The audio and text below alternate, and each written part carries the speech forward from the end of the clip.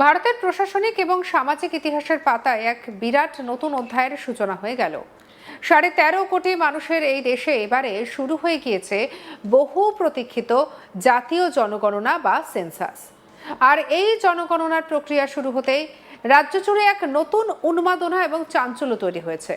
কারণ স্বাধীন ভারতের ইতিহাসে প্রথমবার কোনো প্রথাগত বা কাগজের খাতার জমানা পুরোপুরি ঘুচে গিয়ে সম্পূর্ণ ডিজিটাল পদ্ধতিতে জনগণনা পরিচালিত হচ্ছে। রাজ্যের মুখ্যমন্ত্রী শুভেন্দু অধিকারী নিজে প্রথম সেলফ এনুমারেশন বা নিজে নিজে অনলাইন তথ্য নথিভুক্ত করার প্রক্রিয়া সম্পন্ন করে এই ডিজিটাল জনগণনার আনুষ্ঠানিক সূচনা করে দিয়েছেন। আগামী 2027 সালের পূর্ণাঙ্গ প্রক্রিয়াকে সামনে রেখে এখন থেকে সাধারণ মানুষকে সচেতন করতে কোমর বেঁধে নেমেছে প্রশাসন। প্রায় 11,718 কোটি টাকার বিশাল বাজেটের এই মেগা প্রজেক্টের কাজ সেরেছেন প্রায় 30 লক্ষ প্রশিক্ষিত জনগণনা কর্মী, যারা অত্যাধুনিক অ্যান্ড্রয়েড মোবাইল অ্যাপের মাধ্যমে বাড়ি বাড়ি গিয়ে তথ্য সংগ্রহ করবেন। কি বলেছেন মুখ্যমন্ত্রী, শুনবো। আপনি নাগরিক হলেই তো উন্নয়নের সুযোগ পাবেন। আপনি যদি দেশের নাগরিক না হন, আপনি সোশ্যাল ওয়েলফেয়ার স্কিম থেকে শুরু করে আপনি সব কিছুই, এমপ্লয়মেন্ট থেকে শুরু করে ভ্যাকসিনেশন থেকে শুরু করে, তো ভারতবর্ষে তো নাগরিকদের জন্যই দায়বদ্ধতা কেন্দ্র এবং রাজ্য সরকারের।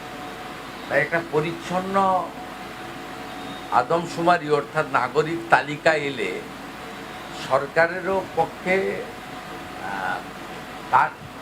কার জন্য কী বিষয় দরকার সেটা পেয়ে যাবে। এবারের ফর্মে আপনি দেখবেন ইন ডিটেলস রয়েছে, যেটা আগের আদমশুমারিগুলোতে অতটা ডিটেলস ছিল না।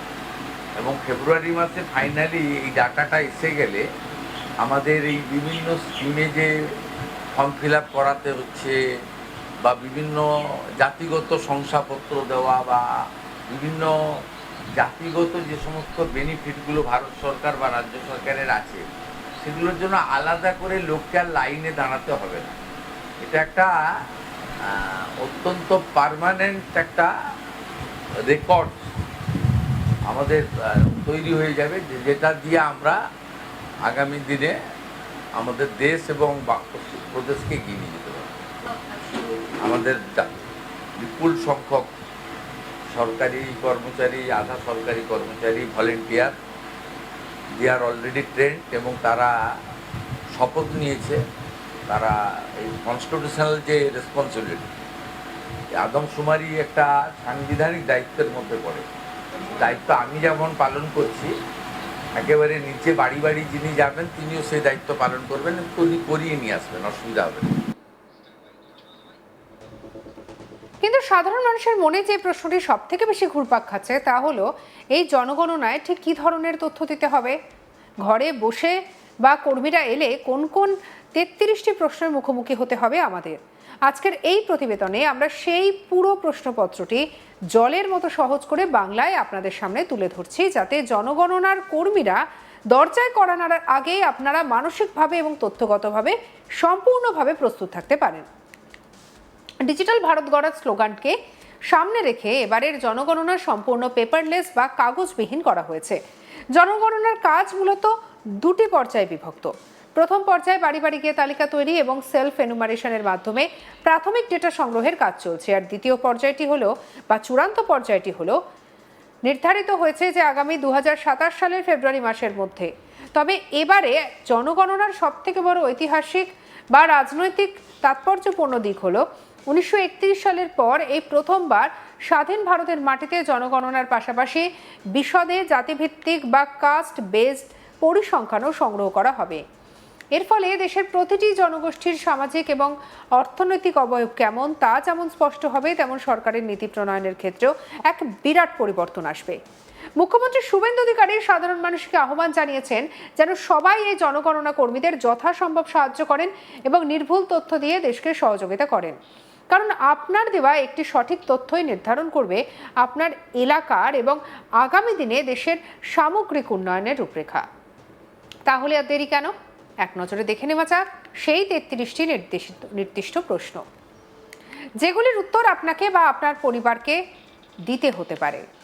প্রশ্নগুলি এমনভাবে সাজানো হবে যাতে আপনার বাসস্থানের মান, জীবনযাত্রার মান, সুযোগ সুবিধা, সম্পত্তি সমস্ত কিছুর নিখুঁত ডিজিটাল ডেটাবেস তৈরি করা সম্ভব হয়। প্রথমেই আসে বাড়ির অবকাঠামো এবং পরিকাঠামো সংক্রান্ত প্রশ্ন। দেখব 1 নম্বর বাড়ির নম্বর, পুরসভা, স্থানীয় প্রশাসন। 2 নম্বর জনগণনার জন্য বাড়ির সংখ্যা। 3 নম্বর ঘরের মেঝের উপাদান, যেমন সিমেন্টের না পাথরের। 4 নম্বর ঘরের দেওয়ালের উপাদান, মানে প্লাস্টার না ইটের। 5 নম্বর ঘরের চাল বা ছাদের উপাদান। বাড়িটি কি উদ্দেশ্যে ব্যবহার করা, এটা হচ্ছে 6 নম্বর। 7 নম্বরে চলে আসছে বাড়ির বর্তমান অবস্থা। 8 নম্বরে পরিবারের সংখ্যা। 9 নম্বরে পরিবারের মোট সদস্য সংখ্যা। 10 নম্বরে পরিবারের প্রধানের নাম। 11 নম্বরে প্রশ্নে সেই পরিবারের প্রধানের লিঙ্গ বা জেন্ডার উল্লেখ করতে হবে। 12 নম্বরে প্রশ্নটি অত্যন্ত সংবেদনশীল এবং গুরুত্বপূর্ণ, যেখানে জানতে হবে পরিবারের প্রধান ব্যক্তিটি কি এসসি, এসটি নাকি অন্য কোনো সামাজিক গোষ্ঠীর অন্তর্ভুক্ত। 13 নম্বর প্রশ্নে আপনার বর্তমান বাসস্থানের মালিকানা নিয়ে প্রশ্ন করা হয়েছে। বাড়িটি কি আপনার নিজস্ব সম্পত্তি, নাকি আপনারা কোনো ভাড়া বাড়িতে থাকছেন, নাকি বিনা ভাড়ায় অন্য কোথাও বসবাস করছেন। 14 নম্বর প্রশ্নটিতে জানতে চাওয়া হয়েছে আপনার পরিবারের মোট কতগুলি ঘর বা রুম রয়েছে, একচেটিয়াভাবে বসবাসের জন্য ব্যবহার করা যায়। 15 নম্বর প্রশ্নে রয়েছে পরিবারের বসবাসকারী বিবাহিত দম্পতির মোট সংখ্যা কত। জীবনযাত্রার মান, পরিচ্ছন্নতার সুযোগ সুবিধার পরিধি মাপার জন্য রয়েছে পরবর্তী একগুচ্ছ প্রশ্ন। 16 নম্বর প্রশ্নে জানতে চাওয়া হবে আপনারা পরিবারের পানীয় জলের মূল উৎস কি, তা কি ঘরের ভেতরে থাকা পাইপলাইন, নাকি টিউবওয়েল, নাকি কুয়ো, নাকি মিউনিসিপ্যালিটি সাপ্লাইয়ের জল। 17 নম্বর প্রশ্নে দেখাতে হবে পানীয় জলের উৎসটি আপনার কতটা নাগালে বা সহজলভ্য। 18 নম্বর প্রশ্নে আপনার বাড়িতে আলো বা বিদ্যুতের প্রধান উৎস কি। 19 নম্বর প্রশ্নে শৌচাগার বা টয়লেটের সুবিধা আপনার বাড়িতে রয়েছে কিনা তার হ্যাঁ বা না উত্তর দিতে হবে। 20 নম্বর প্রশ্নে সেই শৌচাগারের ধরন বা টাইপ জানতে চাওয়া হয়েছে, তা কি ফ্লাশ ল্যাট্রিন, নাকি পিট ল্যাট্রিন, নাকি অন্য কিছু। 21 নম্বর প্রশ্নে বর্জ্য নিষ্কাশন বা ড্রেনেজ ব্যবস্থা কেমন তা পরিষ্কার করতে হবে।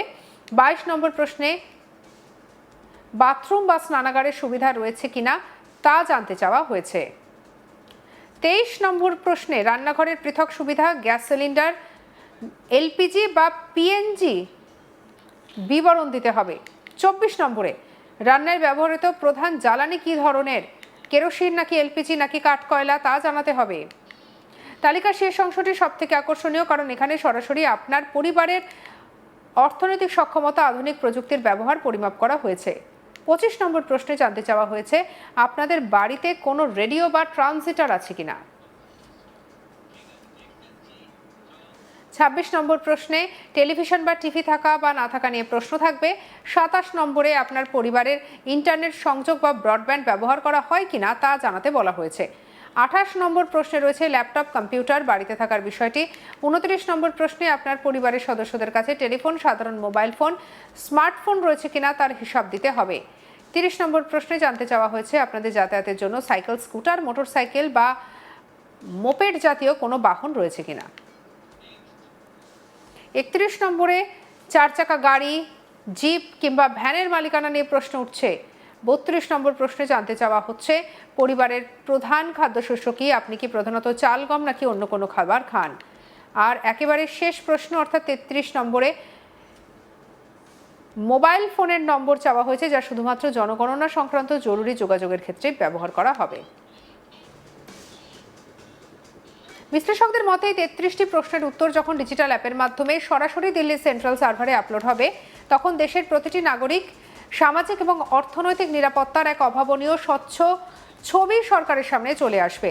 অতীতে খাতা কলমে জনগণনা করতে গিয়ে নানা রকমের কারচুপি বা তথ্য ফাঁকফোকর থেকে যাওয়ার যে অভিযোগ উঠত, ডিজিটাল পদ্ধতি আসায় তা অনেকাংশে দূর করা হবে বলেই মনে করা হচ্ছে। তবে সাধারণ মানুষের মধ্যে বিপুল পরিমাণে তথ্য দেওয়ার ক্ষেত্রে এক ধরনের গোপনীয়তা বজায় রাখার মানসিকতা কাজ করতেই পারে। সেই কারণে প্রশাসন বারবার আশ্বস্ত করছে যে এই সমস্ত ডেটা সম্পূর্ণ সুরক্ষিত থাকবে। এর একমাত্র উদ্দেশ্য হলো দেশের দরিদ্র মানুষের কাছে সঠিক সরকারি পরিষেবা পৌঁছানো এবং দীর্ঘমেয়াদী জনকল্যাণমূলক নীতিকে তৈরি করা। কাজেই আপনার ঘর দরজা যখন জনগণনা কর্মীরা যাবেন তখন অবশ্যই সঠিক তথ্য দিন। আপনি যখন নিজেই অনলাইনে সেলফ এনুমারেশন ফর্মের পূরণ করবেন তখন 33টি প্রশ্নের নিখুঁত উত্তর দেওয়ার জন্য মানসিকভাবে প্রস্তুত থাকুন। বাড়ির দলিল থেকে শুরু করে পরিবারের সদস্য সংখ্যা, গ্যাং চুল্লি জ্বালানি থেকে শুরু করে হাতের স্মার্টফোনের হিসেব সবকিছু এখন ডিজিটাল ভারতের এক ক্লিকে নথিবদ্ধ হতে চলেছে।